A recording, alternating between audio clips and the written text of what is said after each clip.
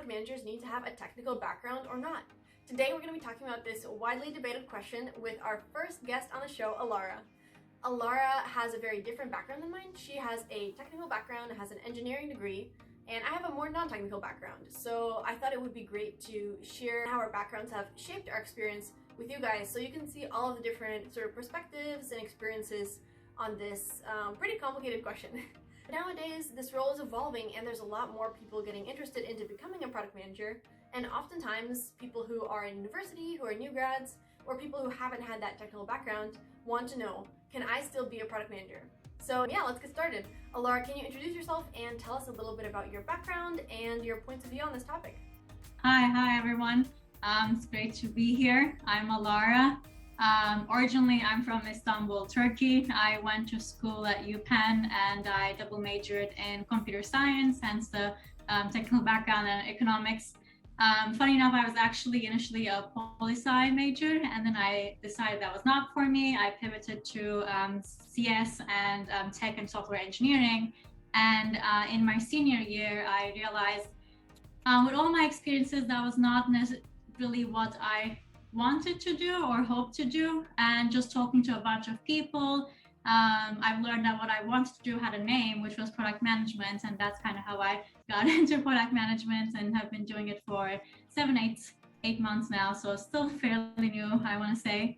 On this topic, I actually was thinking about it, and I recall this one call I had as I was just thinking about product management and just questioning like how I even break into this, what I do. And I remember talking to a PM and I asked, well, do I have to be a software engineer for a couple of years and then go into product management? Because I know you have to have this technical background. And his response to me was, well, it's kind of is the same as saying, let's go study law, be a lawyer, and then go into product management. So like they're actually very different things. At the time, I was a little confused about that advice, but I took it. And now that I've been a PM for a while, I really see the value in it. And I see that now it really makes sense. They are actually very different jobs and they require different skills. So hence kind of my maybe mixed feelings on do product managers actually a technical background. So on from my experiences, I want to say it's a blessing and a curse. It's a blessing because if you are especially a software PM, it helps you understand what you're working on, what it might turn into, how things come together, how they're all like hooked together and whatnot. So, and you do have the curiosity to learn more about the code base and technology. So definitely gives you an advantage, I think, in that sense, to really understand what is it that I'm working on and what's going to happen with this. The other is, I think it gives you a good insight into questions like maybe scoping, or when you're writing tickets, if I were to be the engineer building this, what would I want to, what information do I need? Or when it comes to questions like, well, how much will it take for this work to be done? And you know that even something that looks very small can turn into a big, massive, basically undertaking, or a small thing might not be so small to change, or a bug can take forever to fix sometimes. So I think you have that insight into not everything is what it seems. I think where this could be challenging is somewhat the transition, especially with product management, with computer science, with the classes you take, and maybe engineering. You have a couple of hours, maybe a lot of hours, and you sit down, you're on your own, you're trying to tackle a problem. For product management, you don't really have, 5 hours back to back, I blocked this and I'm tackling this one issue. There's a lot going on at the same time. You're expected to multitask, and I guess it's a known thing that it's hard to find focus. So I guess that transition to, I need to collaborate more. Whenever I struggle, I'll try, and then I need to ask. I can't just like dive into this for the next 5 hours. I have to be doing other things. That's one that I think I've been learning on the job. The other is I heard a lot about this in product management, which is getting comfortable with ambiguity, and with maybe a technical background engineer, you know that you write the code runs, it passes, it fails. So there's not that much ambiguity. So getting comfortable with the idea of how do I measure what I'm doing? How do I see that it's working or not? Is it right? Is it wrong? It's not as binary. And I guess the last portion is the expectation setting. Sometimes because you have a technical background, people expect that you know more, or that you would be more interested, or you would want to take on a specific project because it's more technical, versus your interests might lie in a different place. So there are the assumptions that people make, and then there are things that maybe you want to do. So I think there's also kind of a balance there, a sweet spot. So that's kind of been my experience. It's definitely been like fascinating journey, and I've learned a lot every day. And yeah, there are good parts and then there are challenges. So that's kind of my take on it. Awesome. And that's really interesting. In the beginning, you mentioned that your, advisor discussed kind of like the law, like studying a lawyer and then becoming a product manager. So sounds like they're really highlighting, these are two different jobs and they have two different goals that they're trying to accomplish. Even though they both use technology and they both are in the software space, they're really about two different things. So I'm curious, like, to what degree did you find that to be the case? Yeah, that's the first question. Yeah, I think that it was super relevant and it was a good advice. It was a hard one to take because I did see that technical background was valued a lot. I did see in a lot of the PMs I've talked to that they first start off as like a software engineer, then switch to being a product manager. Like with product management, what I'm seeing is it's very skill focused, and I maybe less about the knowledge. And I think with like engineering, there are languages that you have to learn, or like there are technologies that you have to stay up to date on, which may not be as relevant to product management. So I do found that advice was very interesting, and yeah, now like day to day, I see that there is so much value in diving into this and learning what it means to be a product manager, versus maybe spending my time on something else, learning other skills that might not translate as easily to product management. So would it be true to say that now that you became more familiar with the engineering role and what they do, and with the PM role, like, do you feel like it was the right decision directly into PM, or do you still feel like there could have been more value from spending some time in that engineering space? From my experience, I can say that I'm learning a lot of things that I didn't learn in my CS classes or even in my engineering internships with product management. So I find that it was valuable that I started, that I'm challenging myself, that I'm learning these new things as early as possible, and kind of hopefully building the right habits for the job. And I think the beauty of having the technical background and maybe that curiosity is school is not everything, and like the things you learn on a job is not everything. There's still so much time after work where you can on weekends you can do your own coding projects, or you can dive into like all the technical things you want to dive into, and make sure you're staying sharp in that area. So I think not doing the job does not mean you can't stay up to date with that information, or you can't hone your skills outside of when you're working. So I think it is a valuable thing to just, if you know you want it, if you're passionate about it, to really go for it. Awesome. Cool. So one last question I had for you on what you talked about is, I think that moment that you described about the bug and seeing it blow up suddenly, I think if somebody hasn't started their time in the workforce yet, they might not be familiar with that. So I was wondering if you could just share more about like a time that happened, and kind of what the experience was, and how having that background helped you understand this bug, or like the implications that might not be visible to somebody. I think the biggest part is not much comes to you as a surprise. If there is a bug that we're working on, or you personally in the past, like with your projects, whatnot you worked on, and it's been weeks, I don't know, days, could even take longer, and we don't know the solution yet, or we just feel like, oh, this might be tied to something else, maybe let's put this aside. that doesn't come to you as, oh, how did we not fix this? How can this be not fixable? How did we like spend all this, like, maybe 2 weeks on it and it seems so small and we couldn't find a solution?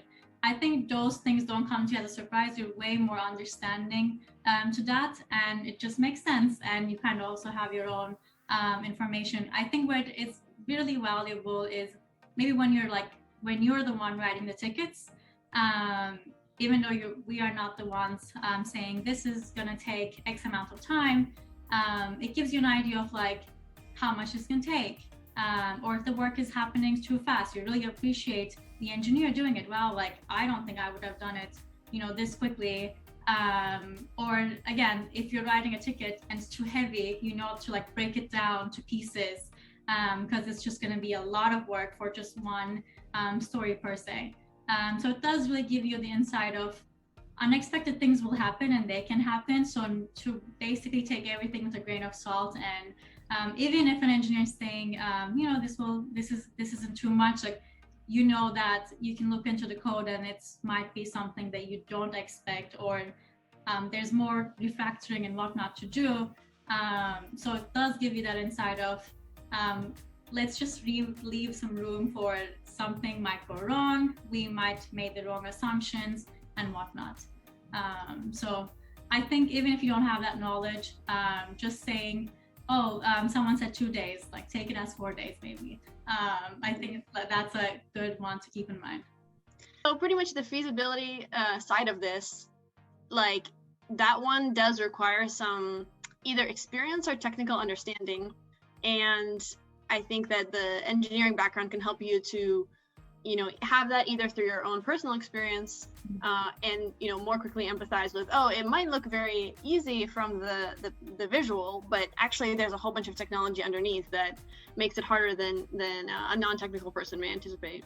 Yeah, and it really makes you appreciate the work a lot, maybe a lot more. I'm not sure about that, but every time I build something, I do always think, especially when we're writing the one-pagers, we describe like why this is valuable, what problem we're solving, and how it's going to be done. And in the how section, I always get a little stuck, and I also try to see like, well, how would I do it?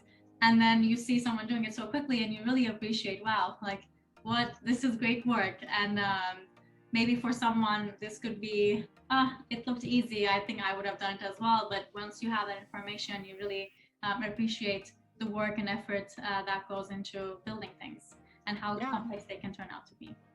And that's a big part of also building that trust and close relationship that you want to have as a PM with your engineers. Like really appreciating their work seems like a big part of that too. Exactly, 100%. Well, I guess for you, I also have questions. What, I guess, not having a technical background, like what are the things you struggled with? But also I'm curious to know, what are the good parts of not having a technical background? Like, where did you feel like, I'm kind of happy I don't have, like I didn't study this. I don't think not having a technical background means you don't have that knowledge. You can always gain that knowledge. But I'm just kind of curious, like, where did you feel like it was good that, maybe it's not something you studied, but something you're learning and you're curious about and you're passionate about, like how your experience was with it? Yeah. And I think you know my background a little bit, so I'll give the summary for the audience. Essentially, I studied business and entrepreneurship at University of Washington, and I worked in software a little bit. I had some internships in both the startup software as a service space and also with Amazon Alexa. And then I pretty much focused on building a totally non-technical startup and not focusing on software for a while before moving into product management in Sonos. And so my path into product management really came in with business and entrepreneurship as my core strength and background, rather than like deep understanding of software and technology. And for me personally, I mean, that has been also, like you said, there's a blessing and a curse. And I knew really clearly that I wanted to do management and that I was super excited about this role in the space. And I'm glad that I was able to jump right into it and just start doing what I knew I wanted to do long term and what I believed in right away. Like that was really, fun and validating experience. I think that, if you know you want to be a PM, but then you're working as a software engineer and you know it's not like your long-term role, it can sometimes be hard to maintain that, oh, I'm doing this for learning, but it's kind of like a stepping stone. It's not really long-term. It can hard to be as passionate about the work. Alongside with, like you mentioned, there's a lot of other skills you need to learn, such as, why something matters, justifying the value of certain work, or like having that ambiguity that you deal with figuring out what to do. Like all of those skills, I could focus on learning them right away. So, I feel pretty happy about that path, but I think we come to the challenges. So one of the challenges for me was I needed to pretty much learn how to be a PM and what PMs do at the same time as I learned how software works and how technology is built. And so just one of those two things has a pretty steep learning curve in and of itself. So doing both of those learning curves at the same time could feel, difficult and overwhelming at times, because, as a PM, one of your jobs is to help the engineering team understand what they're doing, why they're doing it, if the approach that they're taking for that work makes sense according to the long-term vision. And so I felt that not having a technical background made it more difficult for me to build trust with engineers, and especially, for example, I started in sort of the app space and working on UI. And that was easier because I could see what I was working with and I could be like, oh, we need to build this visual here. And then there was some sort of connection between the work and the technology through this visual interface. After that, I moved into things like voice and into things that are embedded engineering, and they have no UI whatsoever. So I was like, wow, I have no idea at all what we're talking about on this technology platform. And it got a lot harder to fulfill my job as a PM when the technical barrier sort of became so high to overcome with no background. So that's kind of my pathway in. Overall, I think that there's a lot of value to having that technical background in terms of building trust more quickly with engineers, feeling like you're speaking the same language right away and understanding where they're coming from. I think what you mentioned around bugs exploding, that really happened to me in terms of something seemed simple from my kind of uninformed point of view, but then turned out in reality to be a lot harder to do or take much longer. And those kind of decisions around what is the right work, they need to take the length of time it takes and the feasibility into account. Because if you have two things, but one of them takes 7 times longer to do, they're no longer equal. And you need to really take business value into account for your decisions to make sure that you're getting products out the door quickly, you're getting value to customers quickly. So yeah, that's been kind of my experience. So when I see a new concept popping up, I go and I read about it right away. I try to understand, like, what is this word that people used? Should I need to know this word? What does it mean? What's the background? I try to talk to my engineers as much as I can to ask them, what is the framework that we're operating inside of? How is the product built? Can you walk me through the architecture? And then, like, on the side, go and look at how architecture works and all that background after the job. So if somebody's ready to take on that learning curve and do a lot of that self-studying, I think it's possible in places. However, it's going to be more difficult to do. You're going to be effective in the beginning. And if you're working in a very technical space, like, with no UI or an APIs, or, with a company that doesn't have such a tangible product, in those cases, the curve may be too high to the point that you may consider the benefit from a technical background. Yeah, I mean, it's fascinating, like, hearing about your journey and what you have, experienced and the challenges that you faced, and you overcame those. So that's also great to hear. But yeah, I completely agree. I PM and getting used to PM and learning about PM is, I think it's known that it's like a steep learning curve. So that on top of feeling the pressure of, I need to understand what everyone's talking about, and like I need to understand what this API is and what these words mean. So I can't even imagine, like, I think that is a lot of like stress from two different sides. But I guess the most valuable and I guess the most amazing thing is having that kind of curiosity, having that passion for technology, which I think is very important. And I think it's very separate from having a technical background, like just that willingness to learn. I want to understand what's going on here and maybe falling in love with that. So I think that is just like fascinating. I think it does take a lot of courage right now, because we do see so many buzzwords and so many people talking about it. And if you feel like you're out of it, it does feel hard to, oh, how do I get into this space? Where do I even start? But I think like taking that first step and just kind of believing that you can do it, that that you can understand, like that is so important.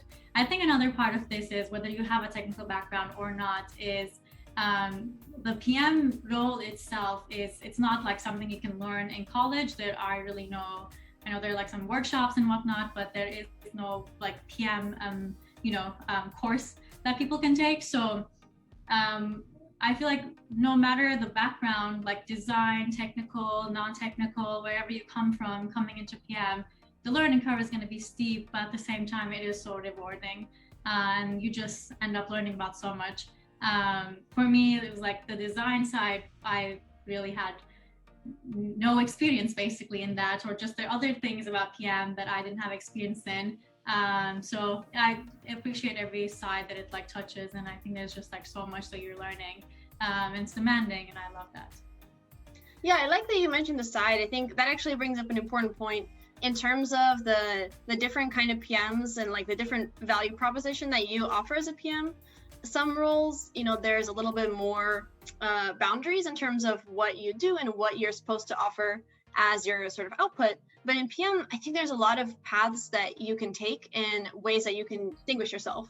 And so if you find that like, oh, I'm really passionate about technology and I love to understand how it works and how it's built, and I love being in the code, then that can be your unique differentiator, where you become kind of like a tech-oriented PM, and you really, you're like this with the engineering team, you understand all of the opportunities in terms of what can be built. And I actually, I have a few PMs on my team that are like that, and they can think of things that, I would never even come up with, because I don't see the landscape of technology as clearly. And they can work very effectively with their engineering team because of this strength. But at the same time, there's other PMs who, like you said, they have a design background or another thing, and they focus on making that their strength and combining like that passion they have for either business or design with whatever they want their unique value proposition to be. So it's kind of like about knowing yourself and understanding what makes you happiest and most excited to spend time on, and then honing that into this, this knife that you have a really strong competitive edge. Mm-hmm. No, that's absolutely so true. I do appreciate the different backgrounds and just kind of like different perspectives people bring into the work. And again, maybe because there is no I'm going to study this and I'm going to go into it. There are a lot of people I've talked to who are PMs they did something before and then they switched into product management. So I think it's always fascinating to hear more about like what they've learned in the previous job, like what they found valuable and they're bringing into their product management style and whatnot, and then how that changes into or just kind of translates to the type of PM they become. So I think it's just all really interesting. It's so diverse, and the range is so wide. So yeah, feels like an ocean, and you can just pick what you want to do in it.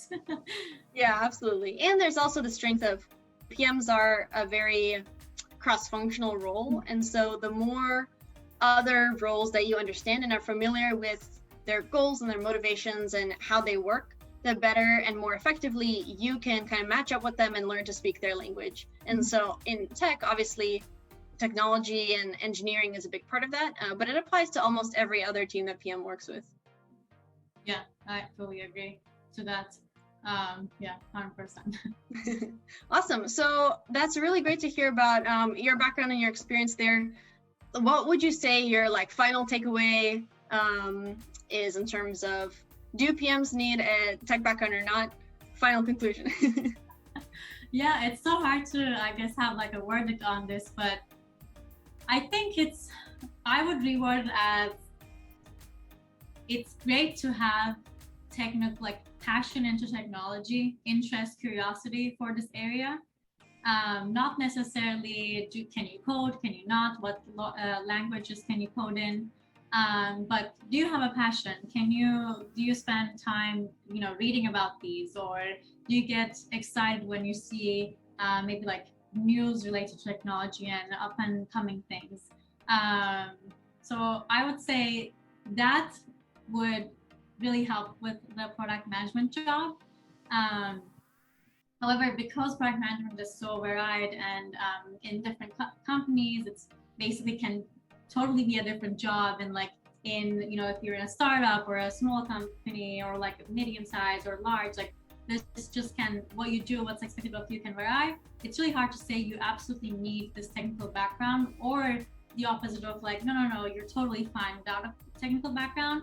But I think it's safe to say it's great if you have that passion, if you want to learn about technology, if you're curious about it and you know, you're not scared to like dip your toes in and see, you know, whether this is something you like. And chances are you like it so much that you pivot to something else from product management. But yeah, I think it's super valuable to have that interest and have that passion. Yeah, one thing that came to mind I might add is, you know, there's other ways besides a degree to get this experience. So like whether it be boot camps or learn on your own, I think overall the industry, we're moving away from having that piece of paper as your main evidence and certificate. Rather, it's about showing, like you said, the passion or like some sort of skills. And so even if you didn't make this your major, if you took the time to do something outside of school or learn on your own and you can demonstrate that in an interview or, you know, in general in your life, then that should be more than enough for many of the different PM opportunities. Yeah, I agree, and I hope that's the case because I think it's you know, the passion and interest you show that really counts. I mean, even in schools, like the degree can, you might have the same degree, but you might be learning different things. So I think it's what you do with that knowledge, what you do with the interest you have that really matters. And I think it's, yeah, especially in software, it's really good to have that passion about technology and the willingness to learn more and more. And maybe even try things on your own and, you know, try to get something up and running. And every now and then, like your weekends, just explore what's out there. Yeah, I don't think it's a must, but I think it's great to have that passion. Yeah, awesome. So final conclusion, I'd say from my end, I would say pretty similar in terms of that passion and interest is a must. The experience is not like, you can still get a PM job. If your main goal is get a PM job, you're totally going to be able to get a PM job without that background. Yeah. However, if you do have that background, it may make you more effective in the beginning. It may make your life a little bit easier. I have to call out that there are some categories of PMs where you maybe are working on a highly technical product, or you are coming into a company like Google that has those restrictions. In those cases, you will have to have a technical background. But if your goal is just to become a PM and learn what it's like to do this job, then, you know, you're going to have enough opportunities in front of you to be able to get started on that. Yeah, I totally agree. Cool. Well, any words you have for our audience? Well, I guess thank you so much for watching, and I'd be curious to know what you guys think, yeah, any feedback. I'm still learning, I'm still growing, so what I have in mind and like what I have to say today might change in a couple of years with other experiences I get. So I'm always open to just keeping an open mind, and I want to make sure I'm being flexible. So I'm curious to know what other what experiences people had and, you know, what they have to say. So much for sharing, Alara. And I know you're going to be starting to do some writing and some sharing about your experience. So if there's any artifact there, I'll share that in the description of this video. Thank you. I'll do that. Awesome. And yeah, just to kind of wrap it up, I hope this was helpful to everyone viewing it. I hope that you learned a little bit more about what it's like in terms of having a tech background or not. Clearly, you can find ways to be successful either way. So if you have more questions, please comment them down below, and let me know also what other topics you'd like to learn about. In addition, I am actually together a pretty much manuscript or potentially book around what are the specific technical skills that you do need once you start into product management. So if you have any interest in this space, comment if that's something that you'd like to see, and I'll also include a link to a mailing list on this topic in the description below. Anyway, hope you continue on your journey of product management and learning all the exciting things about the space, and see you next time on. That's awesome to hear. Thank you. Woo! Okay.